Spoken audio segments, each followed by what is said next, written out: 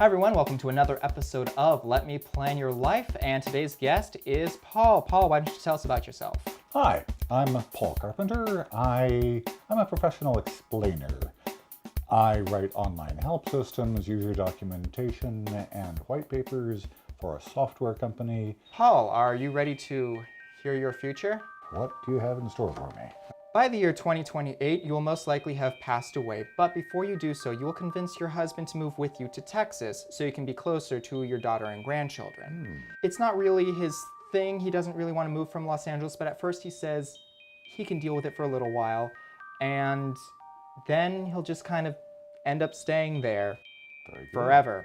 By the year 2038, your daughter will be about 55 years old, and your grandchildren would be 24 and 22 respectively. Both of them will have majored in STEM fields, and the younger one will pass by a meme on social media. This meme will say something along the lines of, "Scientists know how to bring a Tyrannosaurus back to life, but philosophers know why not." And both of them will think that's hilarious, because one of them happens to be interning for a company that is working on ancient DNA sequencing.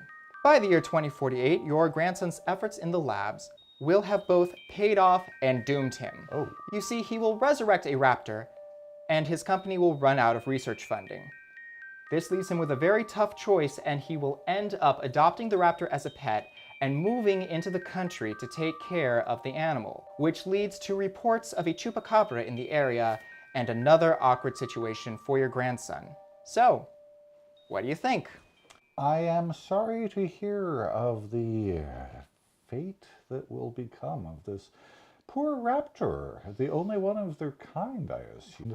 I'm thinking what a terrible life that would be for the poor raptor. But thank you for letting me know. Am I permitted to warn my grandson in advance of the fate that will befall him? You can try. Do my best. Thank you for that. Anytime. Now, would you like to hear more about what's happening in 2018? I would, very much so. Let's see what we have for you. So, you said that your goal was to be a voice for the voiceless. I'm aware that I have a somewhat unusual personality. I don't mind taking infinite pains, doing drudge work.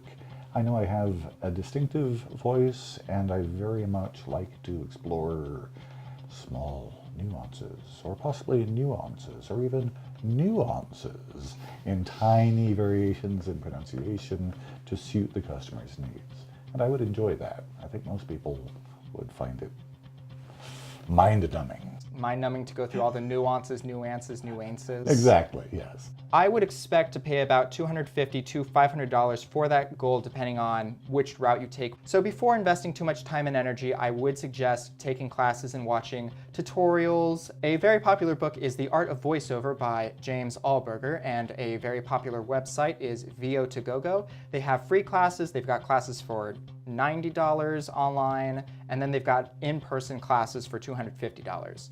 When you have decided which jobs you are most excited to take and which jobs that you're open to, that's when it's best to put together your portfolio material. To create a demo reel at home and have your own recording sessions, you're going to need a microphone. You can get one for $150. $250 for a quality microphone is a little more common. Audacity, Adobe Audition, and Pro Tools are all very common softwares. Once you've gotten all of that put together, you can buy a domain name for about $10, $20 and have it linked directly to a free SoundCloud account, or you could have it linked to a YouTube account with all of your voiceover clips. Theoretically, that part, the putting your reel together part, could be done in under a weekend. So, how does that sound? When it comes to the art of voiceover, that sounds wonderful. My true goal, however, would be to hook up with, I'm not sure, a medical or software, so that I can phonate the phonemes and someone else could assemble them into sentences, like the late Stephen Hawking had with his artificial voice. Sure. And I don't know how to connect with folks who will be doing that in the future. All right, well. But certainly getting started as a professional voiceover person, get my name out there and show people what I can do. So.